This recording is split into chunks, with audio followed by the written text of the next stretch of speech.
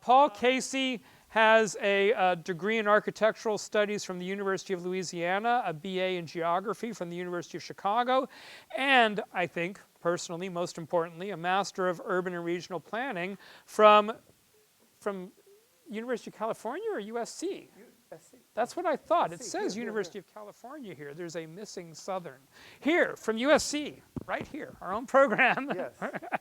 He's the Senior Programs Analyst for the Santa Monica Big Blue Bus, a recipient of the 2011 Swedish-American Bicentennial Grant. And part of what he'll talk about will be some comparative cross-national work flowing from that. And he is on a National Academy of Sciences National Research Council panel looking at producing national guidelines for local administrations for bus priority lanes and bus stops and the integration with bicycle paths. And part of this, I think, you will be using some of your Swedish study to bring that in. And so he's really both a leader in practice and with some international perspective. And so let me welcome Paul Casey. Great. Thank you. So I know it's, finals are coming up, so I really appreciate your spending the time here. Professor Heikkilä came down to say hi. He was one of my professors here. I took a lot of transportation classes, of course. Professor Giuliano was very influential, also Professor Banerjee and others, so it's great for me to be back. So I got a grant from the Swedish Institute in Stockholm to study my topic, which is sustainable urban transportation and integrated land use. And I know that it's not just planners here, it's some people in public health. If there's anybody in public health, could you raise your hand, or are we all planners, or, because I need to know how to, okay. So it's just the planners today, that's fine, okay. So, I'll jump right into it. So Malmö, I mean, this is what it looks like from the air, and what I'm not going to talk about is their Millennium Project, which was the first ever bridge from Sweden to Denmark. It goes right into Copenhagen Airport. So now southern Sweden and all of Denmark share the same airport. It takes 15 minutes to go by brand new high-speed train through a brand new tunnel from downtown or central Malmö, they say, over to Copenhagen Airport, and another 8 minutes to get to the center of Copenhagen. Those trains run every 15 minutes, the high-speed trains. Plus there's regional trains that run even more often. One whole deck of the bridge is for trains. And what that has done is created an economic region. It made an integrated economic region, which is actually the most prosperous in the world right now. They never experienced the 2008 recession, or the current crisis that affects a lot of Europe. So that's a whole other topic that you can look up yourself. Anyway, but as part of that, until there was a bridge, Sweden just stopped, like right here. And so all the train lines were focused going, towards Sweden, because there obviously weren't trains going towards Denmark. But when they put in the high-speed link from the bridge to the city, that gave them opportunity to create a brand new station here and a brand new station here. This one we'll be looking at, this intermediate station. It was also very much a Rust Belt city. The shipping industry, there was a huge docklands here, and we know that in developed countries all across the world, the shipping industry basically has shriveled. So this is the urban form that they're creating, where there have been empty dockyards for about 30 years. And you can see it's mixed use. This is the internal streets. It's a very large area. If you look on the map, that sort of plowed over area, it's at least, it's over half a mile by a half a mile in size. What's really important here is that you have all brand new, like top of the level office buildings, and they're fully occupied. But the street network is just this one lane street. So that you do have car access, but you also have a separated bike path. And in terms of health, obviously, the bicyclists are protected, and you get a multifold increase in bike riding, not just like enthusiasts and diehards, but when you have these completely separated bike system. And there is on-street parking, but it's not everywhere. It's not like you look across and all you see is cars. Now look, this is not a student cafeteria or something. This is an office building. And just see how many bikes are parked, compared to cars. And I'm sure there's some shared parking structure, somewhere along the way. This is one of two portals to one of the two new train stations that Malmö built when the tunnel link from the center to the bridge was put in. The crane is transit area development that was just under construction. This had only opened like 3 months before I was there. And so if I'd done a panorama shot, you would have seen that all of this countless mass of bikes, of people who are commuting, just continued all the way around, like 360 on this whole plaza. How many of you have done ciclovia? Okay, who doesn't know about ciclovia? Okay, so ask your friends about ciclovia. It's probably one of the most important out-of-class planning experiences you can have. So what Malmö has done is they have a corridor that they have designed that is completely non-motorized way of commuting from the center. We're looking towards the center, and there's more office buildings and more downtown-looking buildings behind these. That goes from the center all the way out. And it's permanently ciclovia 24/7. They've converted just one street going out from the center all the way out to the very urban edge. Now people go to Europe and they think it's always been this way, but it hasn't. This is something new that they have done. Now, if you live in these apartment buildings, or if there's also ground level businesses along this street, or if you're disabled or senior, these pavers here are designed so that delivery vehicles, ambulances, dial-a-ride vehicles, even taxis, you can dial up a taxi, can access every single entrance along here. Okay, so it's not like motor vehicles aren't allowed, but this is not even rush hour. It's like bumper to bumper or tire to tire bicycles. Now, one thing in planning, if you look, and you see them a lot in the city of Los Angeles, especially in front of elementary schools, they used to build in America pedestrian underpassings, especially at elementary schools, high schools, so the kids wouldn't get run over, because you can't always, people don't always obey a crossing guard or a traffic signal. And then in planning fashion, planners decided maybe in the 80s or something they didn't like undercrossings anymore, and they want to force everybody to cross the street.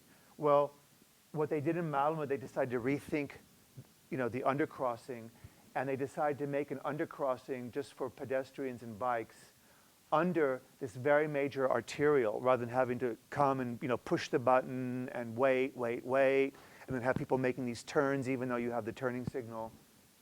And they've counted over 10,000 non-motorized movements a day going under this. And the design features are, of course, that it's so wide it doesn't feel like a tunnel, and it's very gradual, so you don't have steps. You don't feel like you're going down some steep incline.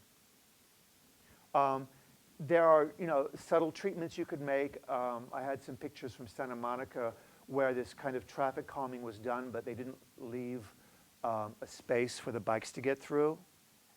It's so easy to do. And the sign is really, really important. You might think, okay, well, people can figure it out, but you need to give them the sign to sort of, to put the idea into their head.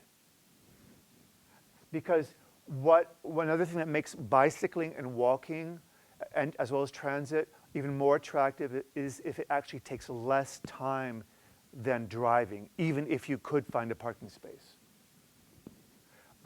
Another approach, and this sign is not just in Sweden or Europe, but it's all over Japan and probably other countries as well.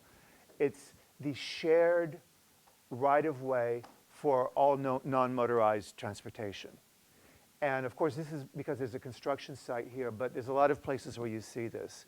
And because you don't always have enough space in your existing right-of-way to give everybody their own separated path or lane that's completely segregated, in Sweden as well as other countries, they've decided the bike has more in common with a pedestrian than it does with trucks and SUVs and just motorized vehicles. But it's also an interesting sign. It's not just somebody walking like at a crosswalk. It's like an adult with a child, meaning the pedestrians are kind of vulnerable and kind of delicate. So if you're a bicyclist, you have to recognize that when you go through. We're now moving to Lund, L-U-N-D. It's the Cambridge of Sweden. It has the oldest university. It's a big university town in a beautiful medieval city. It's not quite big enough, they thought, for a rail system, but they built a dedicated, from scratch, busway that goes out from the center all the way through both the Lund University and Lund Technical University, which is like their Caltech, and it's sort of adjacent, all the way out to the green fields. And we'll go along that. So so that whenever there's new development, it'll actually be ready for the transit and bikeway. And this is the station here that's right in front of the University Medical Center. And so it's a nice environment. This is the bike path, by the way. And there's no bikes, no people, because I took it on a Saturday afternoon during a break period. So that's why there's like nobody milling around on this university campus. But I mean, there's a lot of, when you get in, doing your planning projects, you'll like work with landscaping and how to integrate all this stuff so that it works. There's even a crosswalk sign across the bike path. Here it goes, the Lund Link goes through the middle of the campus without disrupting it. I mean, imagine, like UCLA has a big problem, for instance, if you're familiar with that campus. Our buses, our big blue buses, are having really a big problem, like how to properly serve that UCLA campus. Here, the exclusive busway goes right through the campus. But here, it's like they've cut a trench, but it's beautifully landscaped, and the pedestrian and vehicular overcrossings are at the natural grade, so that it doesn't feel like you're actually cutting the campus. Also, there's a bikeway that is part of the project. Unlike the bikeways that are part of our Expo project here, that's going all the way to Santa Monica, the bikeway also gets the grade separation from the motor vehicles. There was some kind of student event, so I was able to picture the students. They're coming in their prom clothes practically to some event. You don't have to dress in some spandex and take a shower all the time to ride around on a bike. So here we are at no, seriously. I mean, that's what people say, well, where are the showers? But I mean, anyway, so here's the Lund Link. This is the exclusive busway. Here's the bus shelters. This is the bikeway. Also, it's separated by like 20 feet of grass and trees. This is brand new condos here. And this area hasn't even been developed yet. So we're right really at the edge, urban edge. What's great is that if you choose to ride your bike to this new development or take the bus, you get out of the bus or park your bike and you're in this beautiful environment. So you say, well, don't people drive in Sweden? Well, Sweden is where Volvo comes from. It's where Saab comes from. So of course there are cars in Sweden. So how do they handle the cars? How do they handle the cars? Okay, well, here's the bikes again. Okay, the car circulation is on the other side. It's on the other side of the complex. And there's a shared parking structure. And these paths here, again, are for bikes, or if you're walking from the car to the building. It's not like the building is completely surrounded right up to the wall of the building with cars and concrete. But you can always ride your bike to the front. Now, again, if you are disabled or you need a taxi or you're getting delivery or new furniture, oops, these paths are engineered to support the weight of these delivery vehicles or whatever. But again, you have to, drive along probably like at 3 miles an hour. So it is very practical. You don't have to be a big metropolis to have a sustainable transportation system. This is the town where the guy who wrote the Girl with a Dragon Tattoo and all that lived. Okay, it's a beautiful seaside town. It's very small. They have a bus system, but obviously no rail. But again, they have the separated bike lane. Now, Sweden does its own take on the bike path, separated bike path. What they do in Sweden, instead of having a bike lane separated by a stripe on this side going that way and another one going that way on that side, they combine them. So it's a two-way bike path that's up off the curb on one side of the motorized street. So that's their solution. Because a lot of the time you don't have enough space for whatever they call it here, like grade A or grade 1 or whatever the classification is. So they combine the two, and this is the sign. It's telling you this is a two-way bike path. And here's where the pedestrians are in this small little town. Now we're going to Stockholm, the capital. So this is the city hall, the planners. I met with the planners in the city hall here on the water. They have a great rail system. They also have great buses. These are like cushy seats. And everybody rides the bus as well. I took this picture not really knowing why I was taking this picture. It was just outside the hotel where I was staying. But when I got home, I started looking and I realized there's a lot going on here. A lot going on. What you have is, now this is a historic area. So they couldn't, knock down, 17th century buildings to make it wider. But yet it is in the 21st century, so you have to make certain accommodations to the 21st century. So there are cars. Now what they've done in their re-engineering for the 21st century is there's one lane, one way for cars. There's on-street parking on one side for the cars. And also in Sweden, in all urban areas, the maximum speed limit is 30 kilometers an hour. That's 18.5 miles an hour. So on this street, the maximum speed is 18.5 miles per hour, and the motorist is always at fault. So the motorist, if you hit somebody, you'll definitely go to jail. You can't say, oh, I didn't see the pedestrian, or the pedestrian, it's his fault because he was drunk, or it was foggy, or it was dark. In Sweden, the traffic law is, if you are driving the car, you are responsible for being in control of the car. If it is foggy, then you're responsible for noticing that it's foggy and knowing that you should slow down even more if it's foggy. Okay? And so on and so forth. So that legal system, the way that law is structured, really turns sort of tips the balance in terms of the way also the street works for all the different modes. Now, so what happens is the bikes share on this slow street with the cars in this direction. There is a one-way counterflow bike lane. So that way, the bikes don't have to circle around the block. The cars might have to circle around the block, the bikes don't. And there's this little island here, which is crammed with parked bicycles, just so that some motorist who's not paying attention doesn't think they can turn right and go the wrong way. Down this way. Now here's Hammarby Sjöstad. This is like the most important sustainable city project on the planet right now. And what happened was Stockholm was on the short list for the London Olympics, the 2012 London Olympics. And to get the Olympics, you have to show the Olympic Committee that you have a project ready, which includes an Olympic village that has all these fabulous features that will look good on camera and have everything that we want, not just for athletics, but everything we want in the city of the future. So this, again, was abandoned dockyards, and this was going to be the Olympic Village. And so they had, they said, here's our new rail line that's going to come in and all this stuff. Well, when they opened the envelope and Stockholm didn't get the Olympics, they said, well, we're still going to do something that's not the Olympics, but maybe even more important, even on a global scale.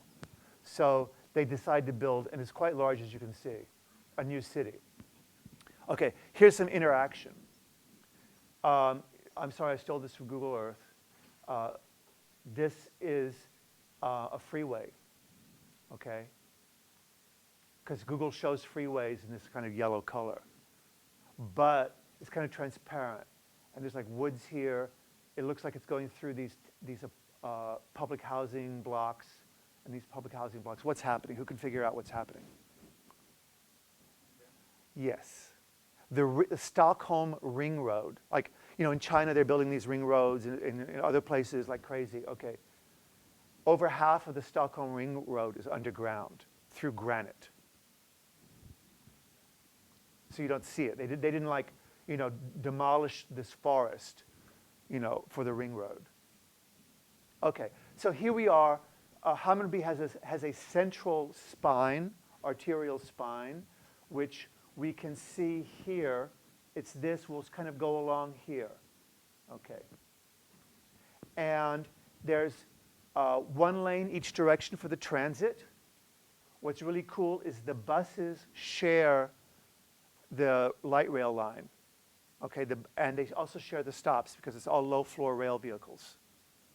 So the buses get the time and the time reliability that the trains do. There's only one lane in each direction for the cars, even at intersections.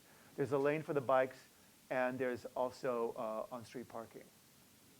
Here's the buses sharing the stop at one of the major stations. So we're gonna do a little visit, like you get off here at one of the major transit stops, and you're going to filter through the neighborhood to get to where you live. How does that happen? How does that happen? Okay, here's again the major spine. This is some interesting detail. They didn't separate. This is the only place in Sweden I didn't see the bike lane actually up on the curb level, but they had this, like, you know, buffer zone here. Also, this is a nice detail. So you don't have all the room in the world. They don't want to have too wide of a right of way because that'll make it too gigantic and inhuman. So they have the street trees planted here. So now you go into, you know, from the major Hammarby Allé, it's called. And this is a really good design feature. The level of the sidewalk continues across the side street. Okay, what does that mean? It means the cars can still turn right to get out, turn right to get in, but they have to slow down. It's kind of like a designer speed bump. And the baby carriages and the wheelchairs don't need to go down a stupid ramp. It's the cars that have to bump up. Okay, and here you continue along. Now, there were some waterways there. This is a ped and bike only shortcut. It's a beautiful bridge. And another way, again, that you get people to walk, ride the bike, or take transit is if it's actually shorter, actually not only in time but also in distance. And there's a lot happening here in terms of design, which you can see. There is underground parking, but it's kind of discreet. It's not like some huge entrance in the front of the building. Now you get into where you actually live. This is the transition from the street to the courtyard entrance. This is, of course, so that cars can't come in, but you can actually get a little, you know, key or something and open it, like if you're making a delivery and you need to park a delivery truck here. So you enter, and it's also not gated. You can walk in. It's intimate but not gated. So here you are. Now, when they built Hammarby, they thought it was going to be empty nesters. You all know what empty nesters are, right? Okay. They thought the market was going to be empty nesters. But it's turned out to be overwhelmingly new families with little kids. This has become the best new place in the world to raise a family. Here's what, I mean, every one of these interior courtyards is different, but this is what you get. You look out your window, you don't see cars, you don't see parking, this is what you see. If the kid runs out of the front door, because they don't behave, and they aren't paying attention, they aren't going to get run over by a car. Ground level, you have some personalized spaces. Again, look at the bikes all at the front entrance. It's very modern architecture, but also intimate and warm, modern and warm, without being some kind of funky remake of Disneyland. And I mean, this is the way people circulate there. Okay, I'm sorry to do this to you. This is here. This is the most published transit-oriented development in California. It's not that far from here. Okay, what's wrong with this picture? Okay, so maybe there's mixed use and maybe somewhere in there there's a transit station, but all around it, it's a battleground with motor vehicles. And the reason why I decided at the last minute this morning to put this in here, because you see all this nice stuff, and you think, oh, well, that's obvious. Yeah, of course, that's the way it should be. But maybe it's not that obvious. And here's something I saw just last week. This is brand new. They're just, I don't know if you know, who knows where this is? Okay, this is brand new. And this is, and it's promoted as a pedestrian-oriented project. Yes? Where is it? I don't want to say. Because I respect the developers because they actually did as much as they were allowed to do by the planning department. And of course, the planning department is responsible to the elected officials. The elected officials are responsible to the stakeholders, the people who live in a place. So this is really ultimately the fault of the people, the voters who participate in the political process, why this turns out this way. They actually had to widen this street here even wider than it already was. Because they said, well, there's probably going to be more cars, so let's make the street wider so they can all get around faster. Now, so you might say, well, maybe they did like Sweden. Maybe on the other side, they have the nice pedestrian-friendly access. Maybe that's what they did. But again, it's not the mean developer doing this. It's the planning process and our assumption of how things need to be because that's the way they are. Okay, I didn't want to be too talkative. I mean, I can go longer. I have another thing, more detailed one that I did for architecture students. This is going to be my last image. This, again, we're back at Hammarby. I was running around all afternoon. I'm sorry, but I was there in September and had great weather every day. This was the only rainy day in September. I must say that. Make that plug for Swedish tourism. And these little girls, as well as other kids, but these particular girls were very, very noticeable because they were both in pink and they were both on these little scooters. They were going around everywhere and there was no adult supervision. No adult supervision. And of course, I mean, they still have molesters in Sweden like everywhere else. But at least they didn't have to worry about getting run over, which I think would be the biggest worry. So that was the end of the presentation I made for you all here. I don't know what the time is, what you would like to do, or have questions, or. Well, so what we normally do is have the discussant talk a little bit. Okay.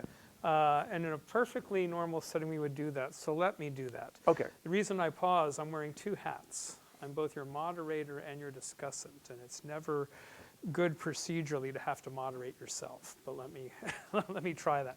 So yeah, if you're done.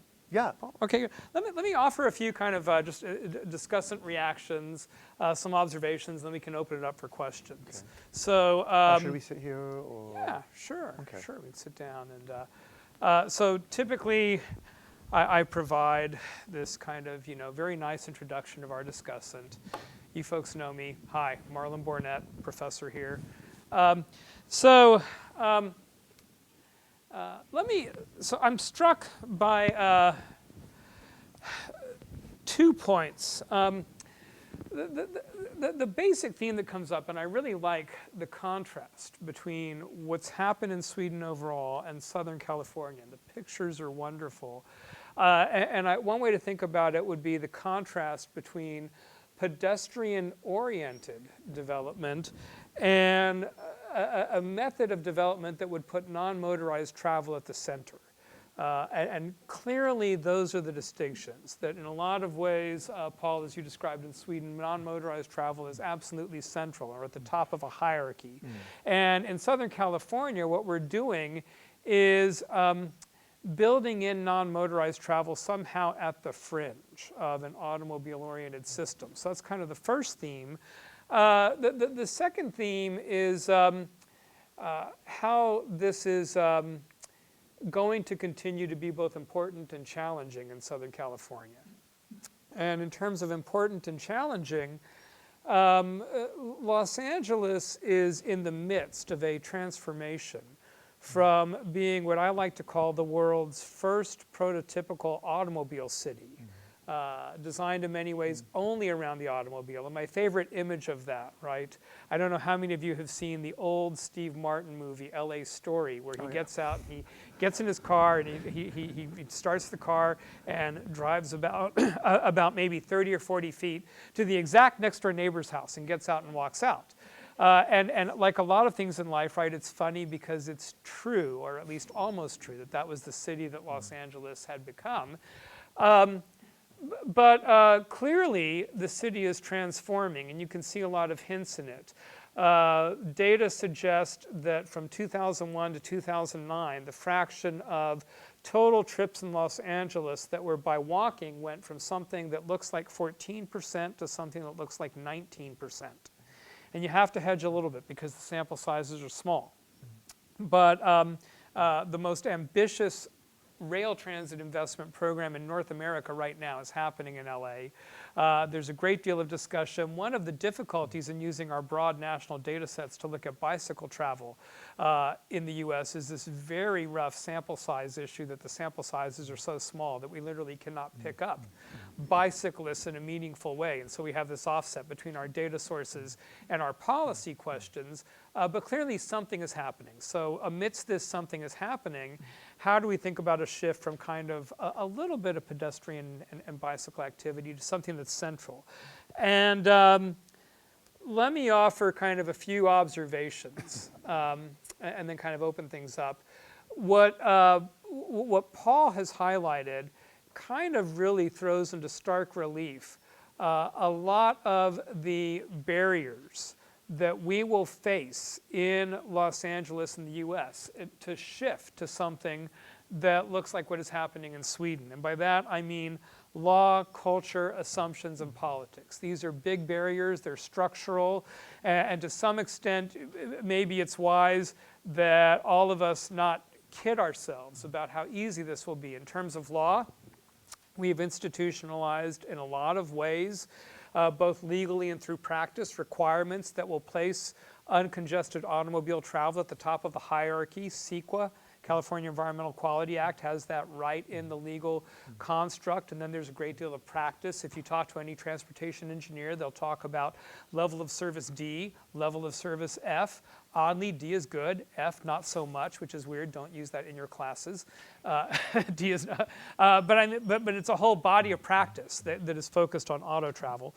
Culture and assumptions.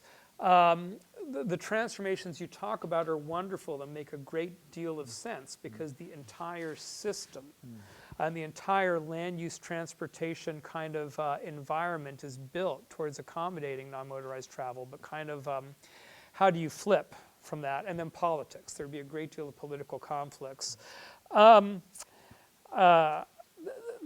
Two quick observations, though, that I think provide some hope. First of all of the pictures you had, if you look at the scale of the building heights, they're basically 5 stories. In many of these pictures, I was actually counting. How high is the building? 5 seems to be the most common number.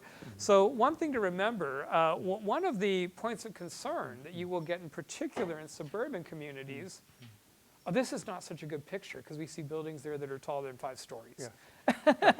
no, but what's going on here? Like 20, no, they're like 6 or 7. This is like the office area. Yeah, this is the office area. Yeah. But one concern you'll hear in the suburbs is this concern of, oh, I don't want to live in Manhattan. I don't want to live in Chicago inside the loop. And it's really a red herring, so to speak, that the scale of effective bicycle and pedestrian development is very dense. but also at a human scale of literally about 5 stories, but then the development being, you know, rather proximate. And that's a point to keep in the back of your mind. That we're not talking about kind of literally street canyons reproducing the Wilshire corridor throughout the region at all. There's, the second point to keep in mind, and this was quite intriguing, you mentioned that European cities have not always been this way.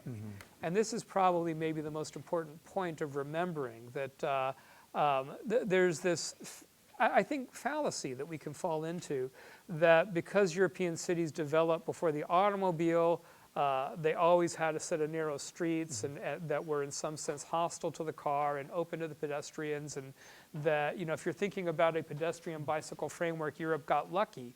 And that really obscures the vital role of purposeful planning from a neighborhood to a national level, that you can't really make this system work if you pick one specific area and say this is the only place in the country where we would do this, that it has to be kind of purposefully thought through.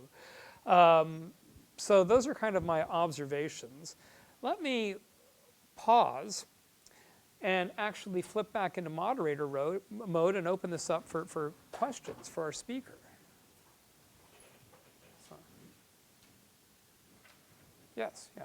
And Paul, I'll let you mostly field the questions. Go ahead. In the back.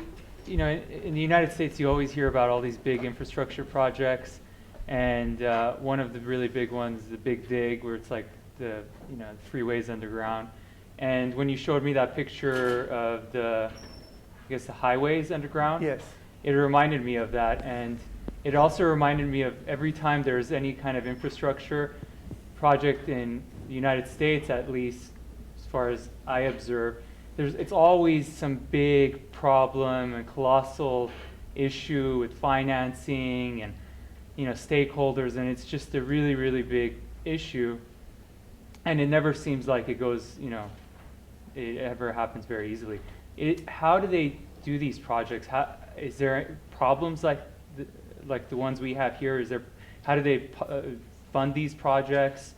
How do they deal with stakeholders? When we see it, it all looks like very harmoniously done, but you know, what's the backstory and how they actually get these projects done? Well, about the ring roads being not largely, maybe half underground, they're lucky that they have granite. And I'm not an engineer, but I understand that granite is actually the easiest thing to tunnel through, because you don't need to build a kind of structural envelope around it. You just dig the hole and that's it. So they don't have maybe the issues of things, you know, collapsing like you would have if you were doing some other, you know, cut and cover or some other kind of tunneling. But there's great support for the general idea of what they're doing, because Sweden has literally, and at a person-to-person level, bought in to the need to combat global warming. And you know, Sweden obviously has signed on to, you know, Kyoto and all the subsequent you know, United Nations, I don't know what you call them, treaties or whatever they are, to set and try to achieve carbon and other emission reduction goals. So they're very, very committed to that. And they also do seem at a very grassroots level to be able to think beyond just the 10 feet or the 3 meters in front of their front door. So they're very aware that there's not going to be any more farmland, you know, and that when you build on farmland, that means, you know, with the population growing, then somebody's going to go hungry. So they're aware of that. And so they're aware that maybe they're making trade-offs, and that these design solutions are really important, because it makes it not seem like a sacrifice. So basically, the society as a whole has bought in to the goals of we all have to do what we can to reduce not somebody else's carbon emissions, but our own carbon emissions as well. And how do they fund their infrastructure? Yeah. Well, they have very high taxes, and I think I would need to like do a whole nother research project to find out, what the different revenue streams are. The Millennium Bridge, I know, obviously it's super tolled. I mean, there's the Millennium Bridge between Sweden and Denmark. It's its own binational autonomous authority that built and operates that, which is huge. I mean, one level is nothing but trains, another level is tire vehicles. I really couldn't tell you, but I know they have very high taxes compared to us. And I think also their plans are very well thought out. So when they do spend the money, everything's going to connect with something else. You're not going to end up with something that goes to nowhere, like we often hear about sometimes happening in this country. Hi. So I wonder, what do you think is the critical factor that caused this huge contract? Is it policy structure or finance, or more of a conceptual difference of the residents there? You mean between Sweden and the United States? And specifically Southern California. Yeah. I think that one thing, for instance, just about Stockholm, I mean, you see water everywhere, and if you look at that, at this picture, Stockholm, and it's pretty representative of Swedish cities, it's 1/3, I say built area, 1/3 water, and 1/3 park. So they value that. So they don't want to fill in more of the water because they like the water. They have boats everywhere. They don't want to take up more of the forest because they love the forest. And they see it around them all the time. There's the waterways and the parkland is just everywhere. Whereas here in Los Angeles, you might say, oh, you should allow a 6-story condo project in your neighborhood because it will mean that there will be 300 fewer single-family homes built out in Riverside County where the deer and antelope play. And maybe the person really can't see or can't care about where the rabbits and all that live, the wild habitat, because it's maybe 60 miles away because everything is so sprawled. Maybe that's something, I don't know. You say it's both topography and conceptual. I think it's, to use a term that's overused, values. I think it's values. I think their values are preservation of natural habitat and preservation of farmland and reduction of the rising sea level. I mean, that's their values. Yeah. But I'm curious, why, I mean, at the first place, do they establish these values? Yeah. That's a very good question about the nature of the culture. I mean, we talk about multiculturalisms, and when we say multicultural, that means this culture is different than that culture. And cultures are going to be different in some way, not just by the food they eat or what holidays they celebrate, but also in these values. So that's a whole other study, which I unfortunately haven't done. Sorry. I think there's someone in the back, and then you, yeah. Yeah, in the white shirt.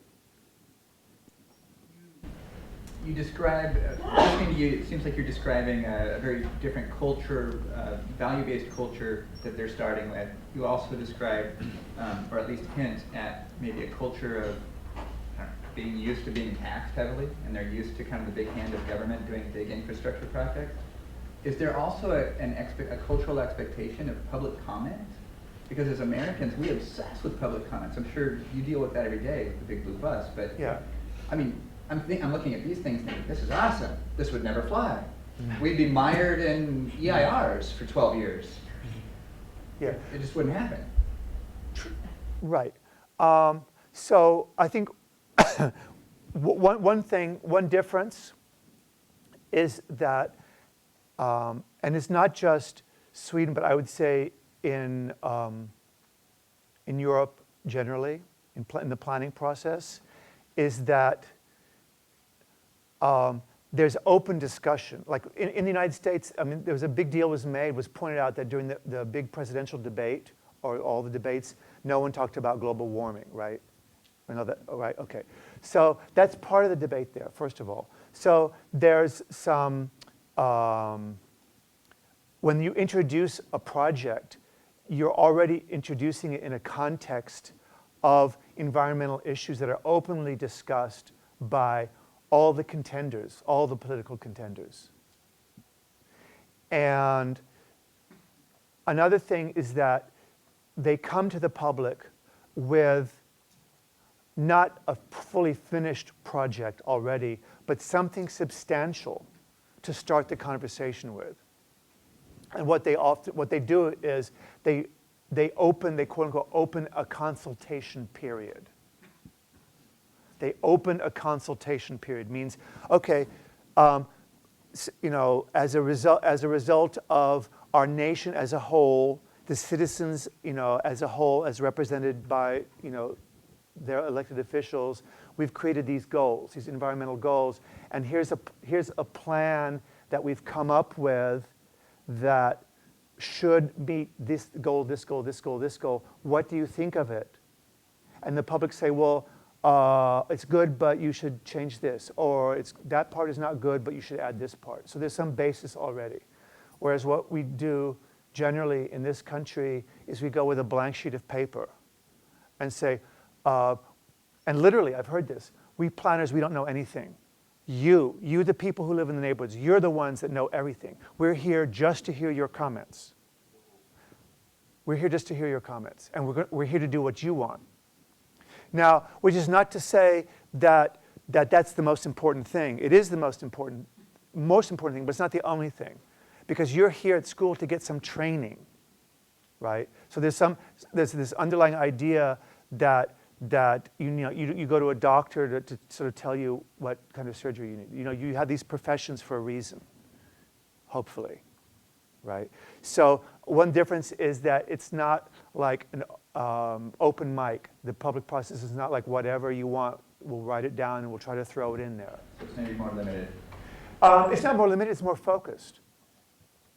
And ultimate accountability, is that just through the political process? If something flops or something? Well, no, I mean, things can flop. But if somebody makes a bunch of comments, the project doesn't go their way, so then at the end of the day, what's built or proposed doesn't match what they want, do they just vote against the guy who approved it, or do they? They can do that if they want. Do they of course. have a right of action? Not too long ago, there was a huge shift in the majority party in Sweden. So that happens. That definitely happens. And also it also happened, Sweden's not the only country. Look at London when they introduced the congestion charge, okay? So the mayor of London, Livingston, right? He put that in with only 25% approval rating for the project. Because he and a few other people had this vision that once it's done, people will say, wow, this is so great. And then he was reelected, but then he got voted out for other reasons possibly. But the guy who took over from a different party kept the congestion charge. And then actually Stockholm stole the guy who devised London's, like the planner who planned London's congestion charge, like how it would actually work and everything, and to implement the congestion charge in Stockholm. So Stockholm has a congestion charge now. I think there was a question down here in the front. Yeah. What's the formal look like Stockholm, and about the infrastructure of transit-oriented, the pedestrian-oriented? Are they newly built, or most of them are built based on the formal structure? Yeah. So the question is, for this transit-oriented, pedestrian-oriented environment, is it all built from scratch, or is it put in the places that already exist? So the place where it's brand new is this area here. It goes from here all the way. You can sort of kind of see these big sort of buildings. You can kind of see it kind of looks different. And you can kind of guess, you know, the scale of it. It's very big. So that was new. But it's also inner city. It's like it's a brownfield, what we call brownfield site. But if you look, I mean, this is a treatment in something that's 500 years old or 400 years old, okay? It's like re-engineering, and it's very subtle, and you can walk there and you'd never realize that this used to be like maybe 10 years ago, you know, cars trying to fight both ways and parking on the sidewalk because there wasn't, you know, quote unquote, anywhere else to park. Or if you go to like this small town, this is, you know, a couple hundred years old, small town. This is brand new. This is brand new. But I mean, this is maybe early 20th century, like 100 years ago. This area is like 100 years ago. The buildings are maybe 100 years ago, but the streets are from even older time. This street again is like, you know, first half of the 20th century. But again, the streets are even older. The buildings are newer, but the streets are older. And this was a brand new project. Oops. Again, this is a brand new project to make this non-motorized, still with delivery and paratransit access. So it's both. They have solutions for every whether it's brand new or 500 years old. Yeah. So I guess my question was stemming from the fact that I know they're these motorized and kind of like road diet technique, non-motorized travel and road diet techniques wouldn't really fly for these larger arteries that we have.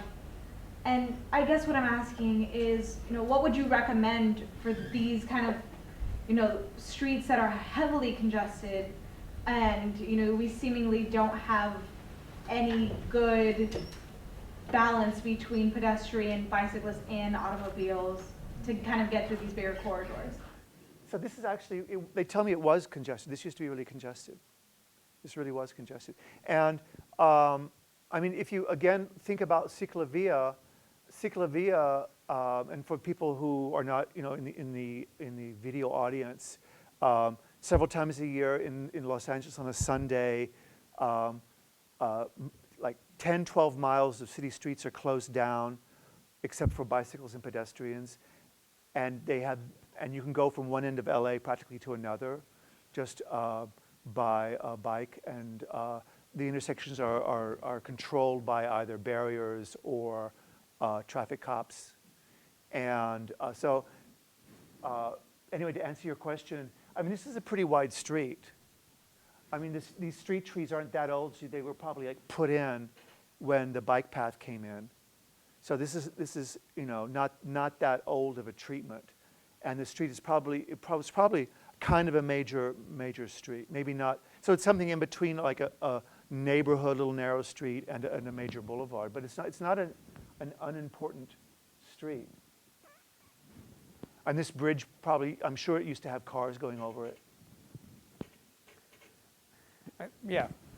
I was just going to say that, like, thinking about all these things, one thing that comes to my mind is the fact that, well, when you look at Sweden, it looks like they actually do have a lot of incentives that are promoting like all these pedestrian and biking related activities in the area.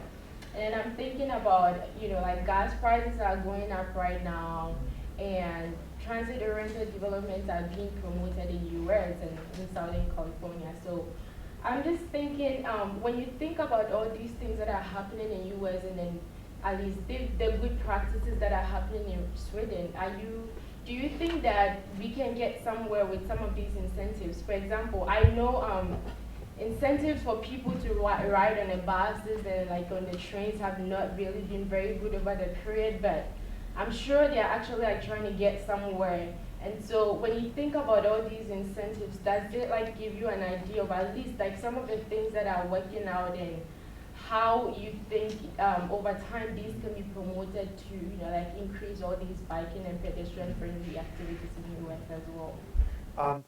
I mean, for instance, the congestion charge is very effective. And do you all know the congestion charge? There's a geographic, look up congestion charge. Just look up London congestion charge. which was the world's model. So, and Stockholm is the same way now. So so there's an inner city ring it's invisible. And if you drive your car on a weekday, you automatically get charged. And they have cameras, and they take the license plate. And you have the option of prepaying, or I think now they give you a window, like if you suddenly have to like go somewhere, you have a chance to go online and put in your, a license plate number and all, and pay the charge. Then you can do it after the fact, up to a certain window. But that has caused what they call in Malmö, they have a program, stupid trips. So it's caused a lot of this quote-unquote stupid car trips to go down. In fact, if you go, Malmö has a great website. It's malmo.se for Sweden. So and then you can find it, and then there's the English, and you click for English, and then they have sustainability. So they have everything about sustainable Malmö. And they have this program, publicity campaign for my stupidest car trip. And they get everybody to like, try, if it's a contest, see who actually did the stupidest car trip. But really, dollars and cents do make a difference. Now, all the money from the congestion charge goes into improving and providing operating funds for the transit. But the transit is not cheap. It's still very expensive. So it's like at least double what it costs here to ride the bus or ride the train, because they're getting a much higher percentage of their operating costs, from the fare. And it's not just, gas prices help, but there's people adapt to price, in economics, people adapt to pricing changes in various ways, not just one way. So one of the ways that they adapt to pricing, and you can see that immediately in Europe or Japan or other countries, is when prices of gas goes up, and it's going to stay up, is they get a smaller car. They drive just as much, but it's a much smaller car. So you have to come up with other things. Okay, so that even that smaller car, they don't take so much. Or maybe they become just a one-car family instead of a three-car family. I think the point is well taken about how you have to show people that it's cheaper and that it's shorter to not drive their car. So I'm interested in how you've used that principle while working for Santa Monica Big Blue Bus, how some of the practical ways that you're applying that close here at home.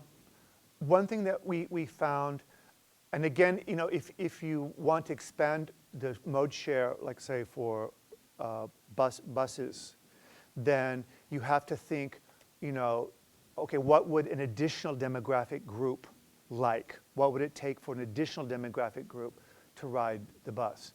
And when we implemented the Brew and Go program about 12 years ago now with UCLA, whereby all students, faculty, and staff starting September of 2000, could just swipe their Bruin card, their university ID card that they have all the time anyway, and just get on the bus and ride and not have to put any money in.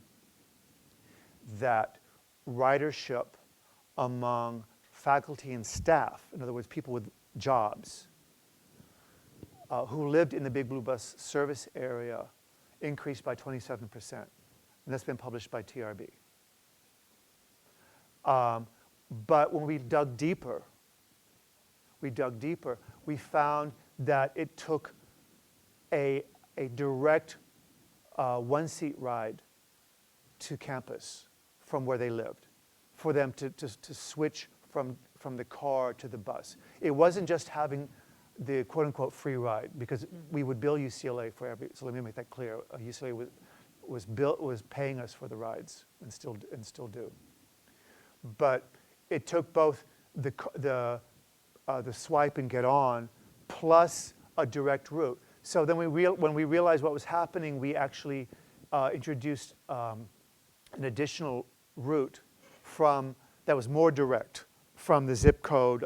I mapped where all the students, faculty, and staff lived, and say, oh, more of them live here than any other zip code. So the bus service that we do have is frequent, but it kind of zigzags around through the neighborhood. Let's put in a route that goes straight towards campus, straight into campus. So that has been very, very successful. I think there was a question towards the back. Yeah. Since the bike plan, LA's been making strides in improving bike infrastructure in the city.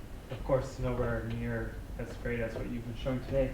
But I was curious if you're familiar with the My Figueroa project, and if so, what potential you see for the My Figueroa project to bring some of the Sorry, the My Figueroa. Oh, the Figueroa. Yeah. So On Figueroa. yeah. I don't know that project. I mean, I know where Figueroa. I know there's like downtown they have a one-way bus lane, but it's peak period. But that's all I know. Well, well then never mind. I guess. I'm sorry, I'm ignorant. I need to catch up on that. Yeah, no worries. But just I guess I'll give you a little brief. But they want to really overhaul the corridor, including single bus lane, cycle track. Make it really pedestrian and bike friendly. So. Well, what I can tell you is that the most important transit project for downtown right now is called the Regional Connector. It's going to connect the two, the Long Beach Light Rail and the Santa Monica Light Rail, with the one coming from East LA and Pasadena, so you can go through downtown and I mean, I've been keeping up with a lot of places for a long time, and in Milan, which is another big world-class city, I was living there in the 80s, and it was like jammed with cars all the time. People were parking on sidewalks. You had to walk around, squeeze through, because the sidewalks had cars parking on them. The beautiful piazzas were had been converted to parking lots. They were able to sort of become like Sweden. What really started to click in when the third metro line came in. They were able to start really closing down the squares, the piazzas, making them ped only. We're able to widen the sidewalks. So I think that even now, if you look like at Grand on Bunker Hill, there's never any traffic, even at peak period. Because I go to the concerts at Walt Disney Concert Hall. There's never a traffic jam on Grand, but yet it's this huge wide street where at lunchtime you have all these pedestrians, and then when the concert lets out, you have all these pedestrians, and they're on these little narrow, miserable sidewalks. So I think that if I get what you're saying, that LA is already ready for that, and certainly when the light rail system comes through with the regional connector, and you have this access directly coming in on the train system, then LA will be ready for that. Be ready for this. What's your outlook on the little parklets that they're implementing in so many different parts of Los Angeles now? Sort of a little patio type with some grass and such. Yeah, I think it's great. If I'm not mistaken, and you all, I'm sure, are more up to date than I am, Parklets started in San Francisco, right? And they took to some parking, and they're kind of doing that here. I mean, you see the tree is sort of, I mean, they don't have benches, but here's what, there's a lot of streets in Stockholm, for instance, that don't have any trees on them. And so I asked them, why don't you just plant some trees on this street? And they said, well, trees belong in parks. And they have so many parks. 1/3 of the land area is parks. So, and then you have these interior, spaces like we saw that they don't really, they have less a need. So I think in LA it's great. And other places where it's a sea of cars. So, the cars can give up some space. So I think that's a great thing. But let me act like a discussant for a brief moment and jump in on that. Because one thing that's interesting, if you think about what was just mentioned, we had the Regional Connector, which is a multi-billion-dollar project to kind of do a massive tunneled rail infrastructure investment. And the next question was about parklets, which you might think of as, if you were kind of a traditional transportation person, these tiny little things you do like in a parking space or something. I'd encourage all of you to begin to think about these multiple scales of geography and how they interact, because the Regional Connector is indicative that what's going on in Los Angeles is this political debate that it has been in some ways largely settled to say that we're going to recenter the city. And periodically we engage in these political debates that are really about geography, and we never say it that way, but in the 1940s and 1950s there was a political debate in Los Angeles about geography, and because of a lot of really political and economic factors, that was settled to say we're going to decentralize the city and really sub-center it, which was a structure that had been in place for decades prior. There's been another political debate that is really pushing towards, and will have the effect to recenter the city, and that'll have a lot of ramifications.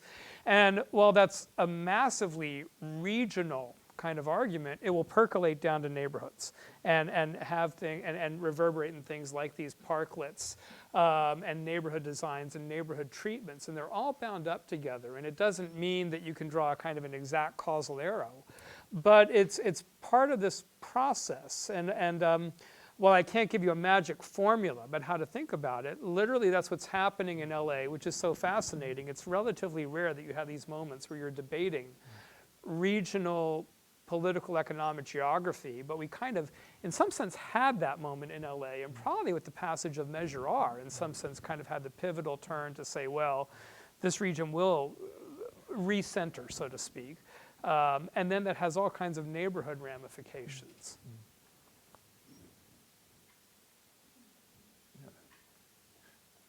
And also, I mean, we're talking globally now, not just Sweden, but if you look at, the subcenters in the metropolitan area, like Century City or Warner Center, and then compare that with Singapore. Singapore is really a lot of transit-oriented edge cities, right? You take the elevated metro, and also they have bus lanes everywhere. I mean, it's not just, I took a bunch of pictures, and all the buses are on their own bus lanes in Singapore, and they're double-decker buses even. There's so many people on them. And they have sort of taken like the Century City concept and made it largely kind of pedestrian-oriented with parks everywhere and most people getting there by transit. We have time for a last question. Yes? What's the Swedish view of private home ownership?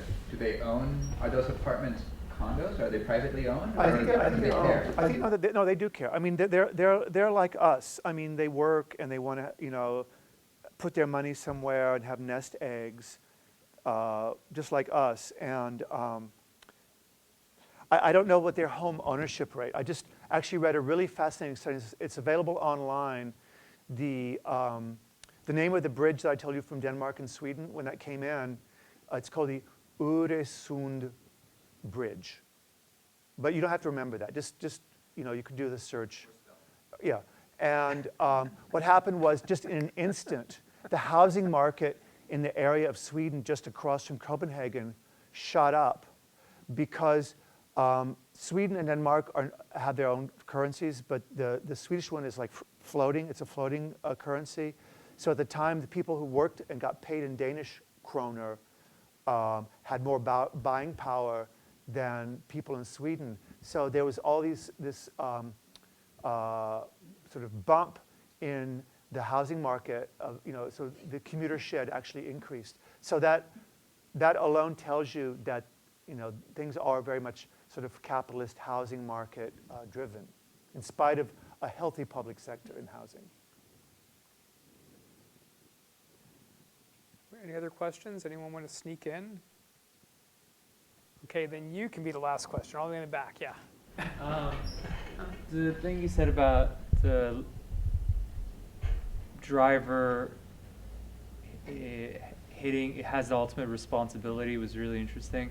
Do other European countries also have similar laws? All of them. And one thing, because, I didn't get into it because there's no public health students here, but there's something, it may sound, I may be embarrassing myself, but I've never heard of the United Nations declarations of the rights of the child.